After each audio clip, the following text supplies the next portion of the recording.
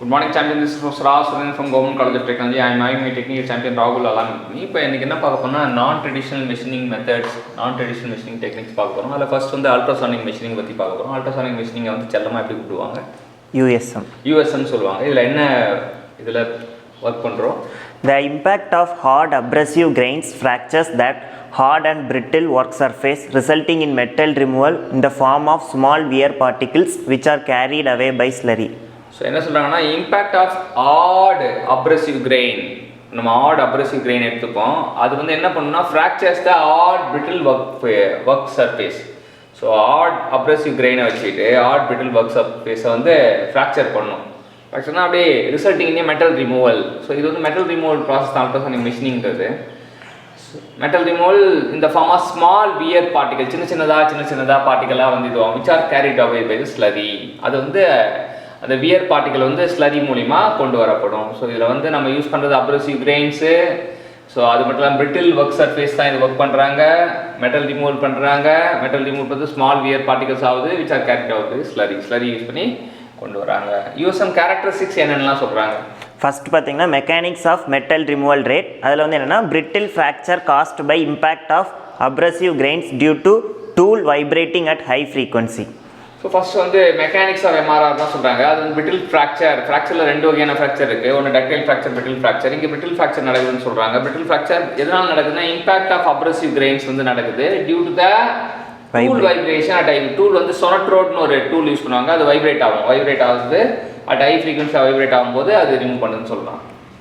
அடுத்து வந்து மீடியம் வந்து ஸ்லரி யூஸ் பண்ணுறாங்க, abrasive mixed with water and paraffin etc. So இங்கே மீடியம் வந்து அந்த இது வந்து ஸ்மால் வியர் பார்ட்டிகளை கொண்டு போகிற ஸ்லரி வந்து என்ன அப்படின்னா அதான் மீடியம் வந்து ஸ்லரின்னு யூஸ் பண்ணுறாங்க. அது வந்து என்னென்னா அப்ரசிவ் இருக்கும், அப்ரசிவ் வந்து தண்ணியோடையோ இல்லை பேராஃபினோடையோ மிக்ஸ் பண்ணியிருப்பாங்க. அடுத்து vibrating frequency 15 to 30 kHz. Vibrating frequency வந்து 15-30 kHz வரைக்கும் யூஸ் பண்ணுவாங்க. அடுத்து வைப்ரேட்டிங் ஆம்ப்ளிடியூட் வந்து 25 to 100 μm. 25 to 100 மைக்ரோமீட்டர் வந்து நமக்கு சொல்லுவாங்க. டூல் வந்து என்ன டூல் யூஸ் பண்ணுறாங்க? Material soft steel, copper or brass. So tool material பார்த்தீங்கன்னா சாஃப்ட் ஸ்டீலாவோ இல்லை காப்பரோ இல்லை பிராஸோ யூஸ் பண்ணுறாங்க. வியர் ரேஷியோ எப்படி இருக்கும்?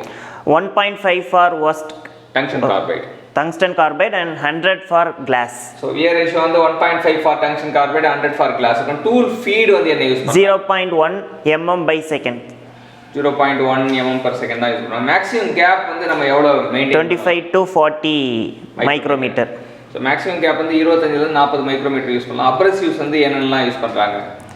Al2O3 corundum, B43 boron carbide, SiC diamond 100 to 800 grit size. So abrasives வந்து அலுமினா அல்ல Al2O3 கொரண்டம் யூஸ் பண்ணுறாங்க, B4C boron carbide, silicon carbide, diamond 100 to 800 grit size use பண்ணுறாங்க. எம்ஆர்ஆர் இன் யூஎஸ்எம் வந்து என்ன relation இருக்குது எம்ஆர்ஆரில்? Q directly proportional to VZF. இதில் வந்து Q என்னென்னா volume of work material removal rate, V வந்து volume of material dislodged or impact, Z வந்து number of particles making impact per cycle, F வந்து frequency. So இதில் என்னென்னா Q வந்து volume of the work material removal rate சொல்கிறாங்க, V வந்து volume of material discharge per impact சொல்கிறாங்க, Z வந்து number of particles making impact per cycle, எஃப்னா frequency சொல்கிறாங்க. அடுத்தது அட்வான்டேஜஸ் ஆஃப் யூஎஸ்எம் பார்க்க போகிறோம். அட்வான்டேஜ் ஆஃப் யூஎஸ்எம் என்ன சொல்கிறாங்க? Highly brittle materials can be machined very easily, smaller non-circular holes can be produced, electrical conductivity of workpiece is not required, it is not hazardous process. So advantage பொறுத்த வரைக்கும் இது first point தான் competitive எக்ஸாமில் அடிக்கடி கேட்குறது. என்ன கேட்பாங்கன்னா US அப்படின்னாலே பிரிட்டில் மெட்டீரியல் யூஎஸ்பி அப்படின்னு ஞாபகம் வச்சுக்கணும். Can be machined very easily. Smaller non circular holes வந்து can be produce. Non circular ஹோல்ஸும் நம்மளால் தயாரிக்க முடியும். இது ஒர்க் பீஸ் வந்து எலக்ட்ரிக்கல் கண்டக்டிவிட்டியோட இருக்கணுன்ற அவசியம் கிடையாது. Electric conductivity of work piece is not required. சிலது வந்து சில ப்ராசஸ்லாம் வந்து கண்டக்டிவிட்டி இருந்தால் தான் வேலை செய்ய முடியும். இங்கே conductivity it is not hazardous process சொல்கிறாங்க. அடுத்தது limitation of USM ultrasonic machining பார்க்க போகிறோம். லிமிடேஷன் ஃபர்ஸ்ட் என்னன்னா low metal removal rate, high tool wear, specific metal removal rate on brittle material is 0.018 millimeter cube per joule. Generally hold tolerance is 25 micrometer. Surface finish is 0.5 to 0.7 micrometer. LNT ratio is up to 3 only for deeper holes. The abrasive slurry cannot be supplied since gap present between the workpiece and hole will be less. So limitation of யூஎஸ்எம்ல first வந்து low MRR material removal rate வந்து கம்மியாக இருக்கும் அப்படின்றாங்க. ரெண்டாவது ஐ tool wear அப்படின்றது இதில் வந்து ஒரு ஞாபகம் வச்சுக்க விஷயம். Specific MRR on brittle material வந்து பார்த்தீங்கன்னா 0.018 மில்லிமீட்டர் கியூப் பர் ஜூல் சொல்கிறாங்க. ஜென்ரலி ஓல்ட் டாலரன்ஸ் வந்து 25 மைக்ரோமீட்டர் தான் இருக்கும் அப்படின்றாங்க. சர்ஃபேஸ் ஃபினிஷ் பார்த்தீங்கன்னா 0.5லேருந்து 0.7 மைக்ரோமீட்டர் இருக்கும்ன்றாங்க. எல்பைடி ரேஷியோ வந்து is up to 3 only. For deeper holes வந்து அப்ரசிவ் ஸ்லரி வந்து கெனாட் பி சப்ளை சொல்கிறாங்க.